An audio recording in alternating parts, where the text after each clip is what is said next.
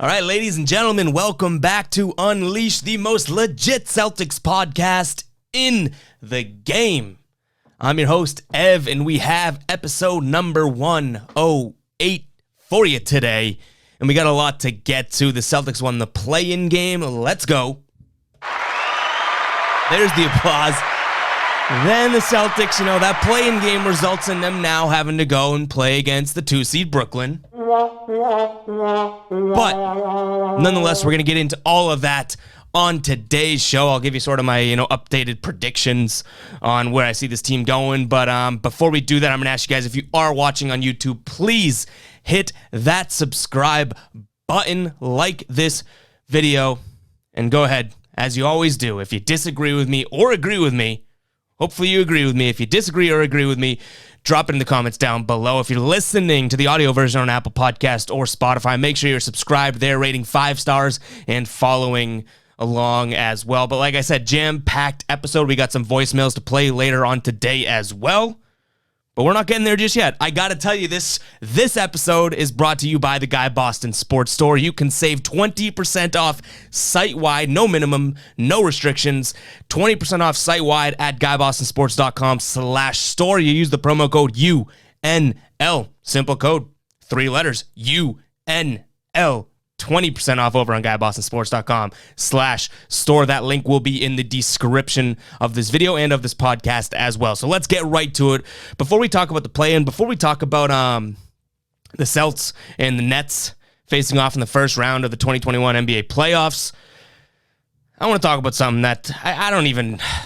It's annoying to me that we're even going to have to talk about this, but the Kemba Walker "Don't Tread on Me" flag jacket that he had on, the fact that that's become a story, it's almost annoying to me because, well, here's my honest take on it. So if you haven't seen it, I'll pop a picture up for the YouTube crowd here. Kemba Walker, leaving or coming to whatever it was wearing a "Don't Tread on Me" flag, jacket, whatever you want to call it. It was pretty much the "Don't Tread on Me" flag, but jacket version. And then he caught some heat for it, and then he's come out and been like, I didn't know what that meant. I thought it was a cool jacket. I liked the logo, and it made sense for the playoffs, matched the shoes, blah, blah, blah, blah, blah. Putting aside, even if I believe him or not about what he thought it meant and whatnot, to me, it's like, and if you don't know what "Don't Tread on Me" is, I guess, I'd be lying if I said it wasn't associated with, like, the far right politically, right? And I'm no political guru, but if anyone really was that triggered by Kemba Walker wearing a jacket, I feel like that's when, you got to look in the mirror, because if you weren't looking at Kemba Walker for political advice or political news or his political stance before this, then I don't understand why you'd be triggered by it after the fact. Like, no one has made the claim that Kemba Walker is this political junkie, right? No, he's freaking Kemba Walker. He's a basketball player. So why do you have to get, whether you love it or hate it, why do you have to get so triggered or enamored by the fact that he's wearing that jacket? Like, I get the message that sends. I get that it's going to rub people the wrong way. I would never wear it, obviously. But who cares? Like, who cares that Kemba Walker had that jacket on? It's Kemba Walker. No one thinks Kemba Walker's running for president in 2024 or whatever. So that's where you got to, pump the brakes, be like, oh, yeah, maybe this is this day and age in social media where people get worked up over nothing. Maybe that's a really good example. That's a really good example right there. A guy caught on camera leaving the facility in a jacket. That's the story. And because of what the jacket had on it, people are up in a frenzy about Kemba Walker, and he had to apologize, and we're talking about it on the podcast. To me, it just doesn't make sense. It's a who cares moment, because, again, whether you agree with, this is so far removed from actually the flag and its meaning, it comes down to Kemba Walker. If you didn't care about Kemba Walker politically before, I don't see why that should change anything. But hey, we got to do it out there. We got to do our due diligence. Enough people, send it to me on Twitter and tweeted at me saying, what's your take on this? And to be honest, it runs. I don't have a take. I'm not political. I'm a dumb when it comes to politics. So to me, it's like a who cares type of a move. It's not like I feel like Kemba Walker could have done a lot worse by putting stuff on a jacket if he really was, what some people are calling him. So to me, it's a who cares moment. Kemba Walker isn't a politician, so you shouldn't really dive that much into it. But let's get to the good stuff here. Celtics win the play-in game. Jason Tatum goes for 50 points. Kemba Walker, the far-right extremist, goes for 29 points. And that's good. That's the good part of that game. They won the play-in game. Their playoff hopes still continue. Tatum goes for 50. Like I said, Kemba goes for 29. Great. I hate to be the bearer of bad news, but I gotta break something down here because it isn't a good sign moving forward, and I shouldn't be dropping anyone's jaw right now. You should already know this. But even though Kemba went for 29, Tatum went for 50, and the Celtics won pretty handily by the end of that game against the Wizards in the play-in, there's some serious negatives and things that aren't going to bode well for the Celtics moving forward, if I'm being completely honest. Outside of Tristan Thompson, who had an uptick of minutes because Robert Williams got injured or bumped and bruised during that game, the bench, and I might have this number off by a couple points, but pretty much, I think I have it spot on. Who knows? The bench scored 8 points outside of Tristan Thompson. 8 points. So that means I look at that and I say, wow, there's a lot of factors in that game, and a win's a win. It is what it is, right? But if Jason Tatum doesn't go for 50, if Kemba doesn't go for 29, if Bradley Beal doesn't stink, if Russell Westbrook doesn't stink, that series, or that game, I should say, could have gone a little bit differently. Tatum goes for 30, Kemba goes for 20. All of a sudden, that's literally almost 40 points just gone, which is crazy. But then you go and see, Russell Westbrook, and what Bradley Beal and Russell Westbrook combined for, like 40-something points. If one of them has a good game, that could have flipped. So I'm not trying to be the Debbie Downer there, but I don't know how that bodes moving forward. Like, there's still so many issues on this team, and we pride this podcast on covering this team. Like, I'll let you guys know when I'm being a green teamer and when I'm totally biased. It's happened hundreds of times throughout the episodes of this show, right? But I also pride it on coming to you with a no bullshit approach, a no BS approach. Let me be transparent. And I can't just act Celtics hoorah, rah, rah, rah about this team right now after winning the play-in game. I'm happy. Like, I think that's great. It's a good sign that Tatum drops 50. Kemba stepped up when he needed to. But there's still things that were bugging me during that game. Evan Fournier, who we as Celtics fans need him to at least fill a little bit of that Jaylen Brown role in terms of the scoring at least. And that was a good question brought up on the post-game show. So if you don't tune in to my post-game show after every single Celtics game live on YouTube, on the Guy Boston Sports YouTube, make sure you're tuning in. We have awesome talks after every single Celtics game. I was asked, what percentage of Jaylen Brown does Evan Fournier need to fill for the Celtics to even have a chance of beating Brooklyn? And we'll talk Brooklyn specific in a second, but in terms of Evan Fournier stepping up and fulfilling what Jaylen Brown was doing, I said like 110%, to be honest, because you got to look at it this way. Evan Fournier, and this is no slight to him, it's more or less, gassing up Jaylen Brown in this instance. Evan Fournier is already a tier below Jaylen Brown in terms of basketball player right now. So if Evan Fournier plays 100% of himself, it still is only going to be 80% of Jaylen, that type of thing. So Evan Fournier, ipso facto, don't even know if I'm using that right, Evan Fournier needs to pretty much go above and beyond what he usually does to even come close to really fulfilling that Jaylen Brown role as the third guy, or on some nights the second guy, or hell, some nights the first guy. It's going to be super, super, super, super, super, super tough without Jaylen Brown. Like, I honestly believe the playoff sort of hope died when Jaylen Brown got injured. But hey, that's neither here nor there. The question's specific to Evan Fournier, and that's my answer. 105, 110%. That was one thing that I just didn't like seeing. Like, Evan Fournier go for, I think it was 8 points or something. Like, when Evan Fournier is aggressive, this team's pretty good. And I've said that all along. Evan Fournier is the type of guy that's going to help a good team, but I don't know if he's going to pull a bad team out of the dumpster, So, love Fournier, but I need him to step it up. He's got an amazing first name. Same as me. Love the soundboard. But the next thing I noticed was this rotation, and I get it. Robert Williams gets injured. Jaylen just got injured. Like, the rotation, I get it. Brad has a lot on his plate to deal with. But Peyton Pritchard being one of the first guys off the bench, and we're not going to include garbage time here, but being one of the first guys off the bench playing 4 minutes and then not even sniffing the hardwood for the rest of the game, it doesn't make sense to me. It really doesn't make sense to me. That tells me when you bring a guy in, as your backup point guard, and then he doesn't even play the rest of the game, that tells me that, like, your rotation, you're kind of like juggling the rotation. You don't know what to do. and you still haven't figured it out. And I get it. Injuries suck. Injuries are really, really bad. It throws a wrench in things. But how about some sort of concrete or some sort of consistency, right? That's where I get kind of like, oh man, Brad, just like in terms of rotation, he's in over his head.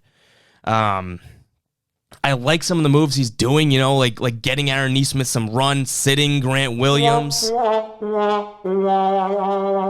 But some of these rotational plays are just so weird to me. Like, bringing in Pritchard, for example, like I've talked about, for 4 minutes and then sitting him for the rest of the game. It's like, did he really look that bad? And if so, that means like you really don't have a rotation. You're just throwing guys out there and seeing what sticks. Tonight, Peyton Pritchard didn't stick, so let me put him back in the toilet instead of on the wall. It just doesn't make sense to me. So those are sort of the negatives. Like some things I was noticing that just like, don't love it. But like I said, a win is a win. I'll take the play-in win. If they lost that game, I honestly believe I've said all along they were going to win that play-in game. Like I think a lot of Celtics fans were. They're just so much better than that team. If they had lost that game and then had to play Indiana or Charlotte, but now we know it's Indiana in that 9, the 9 versus whoever the loser of that game is game, I think that they would win that too, but I feel like that's demoralizing to a point where it's like, oh, we lost the first game. At least now they were the 7 seed. They won the game handily to be the 7 seed. They feel like they belong where they are right now. It would be a little demoralizing to lose that first game, even win the second game, and then be like, ah, man, we slipped up a little bit. So I'm glad that they at least, took the dub there, and it's good.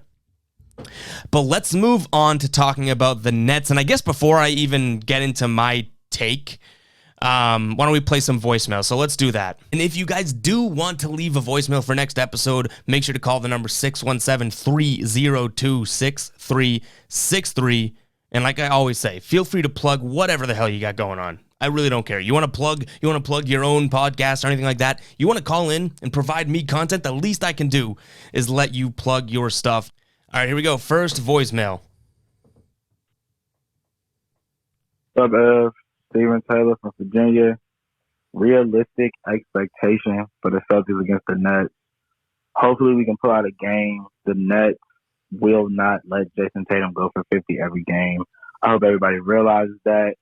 With our roster, we cannot expect to compete with the Brooklyn Nets. They're a championship-built team, and especially without Jaylen Brown, we just are not. So 5 games, everything goes good. But if not, if the Celtics come out, play lax, play lazy, it's Tatum versus everybody, or it's Tatum and Kemba versus everybody, we're going to get swept, bro. I'm sorry. Oh, we hate to hear it. I mean, I'm not going to directly respond to the voicemail just yet because we got another one to play, and I'm gonna give my take on the series right after this. So here, next voicemail. Shout out to Steven for calling in. Next voicemail from Sean. Hey, Ev, it's Sean. I just wanted to call about the Celtics Nets series. We are fucked. All right. Talk to you soon. Bye. All right. Well, shout out to Steven. Shout out to Sean. I hate to say it, but I'm just as optimistic as they are.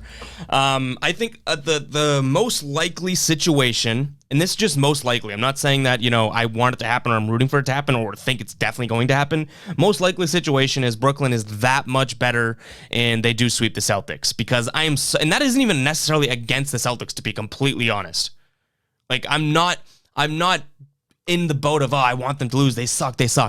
I'm almost saying this to gas up the Nets. Like, I think, and everyone knows how good they are, I still think we're yet to see the best Nets basketball. And I hate saying that, with Durant there and Kyrie there for sure and Harden. Like, I hate being the guy that's like, oh, the Nets are so good, but they are so good. And we haven't even seen the real Nets yet, which is kind of sort of scary to think about. So to me, where I land is a win in terms of, we can leave the season with a little bit of, satisfaction, or we can leave on a good note, not even a high note. Don't get swept. And even if you do get swept, I want this to be a competitive series. Now, you might be saying, how could it be a competitive series if they get swept? I'm talking about not getting your doors kicked in 1 through 4 games. If you can compete with this team, but just, the ball doesn't bounce your way and they just show they are the better team and you have injuries and Brad Stevens doesn't have glaring coaching issues, like, it's okay to get beat by a better team, especially when the expectations are so low for a team. So I'm not going to fault the Celtics for, losing to the Nets, for example. What I will fault them for is if they say, hey, we are outmatched here, say after the first half of game one, and they say, that's it, ladies and gentlemen. Let's get our vacation underway. I'm going to roll over and die. That I'll be mad about because I don't care. You're in the playoffs now. This isn't the regular season. Every game's going to matter. If you have the nutless sack to say, okay, I'm just going to roll over and die and not continue to fight, not continue to play because we're going to lose inevitably, that's where you lose me. Because even if you know you're going to lose, how about hey, let's go out fighting. Let's go down swinging. And that's kind of where I am with Celtics fandom right now, too. Like, I know this team isn't as good as I want them to be. I know we're walking up to the Nets and probably going to get sucker punched. But I'm still rooting for the win. I'm still watching every single minute of every single game, every single damn dribble. So go in there and fight. Fight. Contend with, not contend for a championship, contend for that win. You don't have to win it, but contend for it. So my prediction is the Celtics go 5 games with the Nets, and that is erring on the drinking the Kool-Aid side. I know there's big Twitter accounts out there, and like they're just annoyingly being like, oh, Celtics in 3, Celtics in 5, Celtics. Like, if that happens, we're all going to be pumped. But I just feel like this whole year we've let our expectations get the best of us, and it's led to more animosity towards the Celtics. Like, early on, if we said, you know what, this team just isn't as good as we want, if we just didn't expect big things out of this team, no one would really be that hateful of this team. So me, trying to get ahead of the game here, I'm going to go in rooting for this team. Like, I know this is me walking into a bar fight to a 6-foot guy or 6'5" guy, and he's 300 pounds. And I'm saying, let's go, let's fight. Knowing I'm going to get my ass handed to me. But I'm still going to go in and fight. Like, that's what I'm doing as a fan. I know that we're walking up to that 6'5" guy, but I'm still going to fight him. Not me. The Celtics are. That analogy probably, wasn't the best, but you do get what I'm saying. It's like, I know the results are probably, already written, but you still got basketball to play. Let's not embarrass ourselves. Let's not wimp out and puss out. Like, let's go play some basketball and see if we can steal one. See if Jason Tatum can drop 60 on Kyrie's head and steal one. Then all of a sudden you go into the offseason being like, you know what? We just weren't as good of a team as them, but there were positives to pull. If they go and get swept and like dog walked by the Nets and they roll over and die, you're going to leave that game, that series, this whole season being like, screw this team. They didn't show anything. So if you show me a little bit of oomph to end the season, even if you lose, I'm cool with that. So my expectations are low. My hopes are high. My confidence is low, but my determination is high. Like, I don't know how to phrase it, but I'm ready to win every single game. I just know it's not going to happen. And I think it's just the realistic fan in me. And honestly, if you're one of the people that honestly think the Celtics win this series, you're going to end up being let down. Like, why not do this? Why not be in my boat where it's like, I'm not hating on this team. My expectations are just low for this series. I don't want them to lose. I'm not saying, oh my God, no shot. I just think realistically, they have a very, very small chance of even winning a game against the Nets. Maybe they will, but that'd be great. I'm not expecting it, so that if and when it happens, I'm going to be even more excited. Same thing with this series. Hell, if the Celtics go and beat the Nets in round 1, say the Celtics sweep the Nets, for God's sakes, I'm going to be more excited than the person that expected the Celtics to win in 7 games. As long as the fandom's still there, the love for the team's still there, you can't turn to the hateful side of it. And if I was on here being like, oh, the Celtics suck, they're going to get swept, and then they go and win, then there's that sort of weird, balance. But what I'm saying is the Nets are so damn good, and the Celtics have a lot going on. That's why they're going to get swept. The Celtics are not as good as the Nets, and it's just as much me saying the Nets are good as me saying the Celtics are bad. It's not hateful towards the Celtics. It's just realistic. So anyways, guys, I think that's going to do it for episode 108. Thank you very much for watching or listening. Again, if you're watching on YouTube, hit that subscribe button. I don't know what you're doing if you're not hitting the subscribe button. Hey.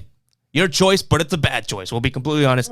You get a womp womp for it. So hit that subscribe button, hit that like button, and let me know your predictions on this series in the comments down below. And if you're listening on Apple Podcasts or Spotify, make sure you're subscribed or following there. And I'll catch you guys in the next one.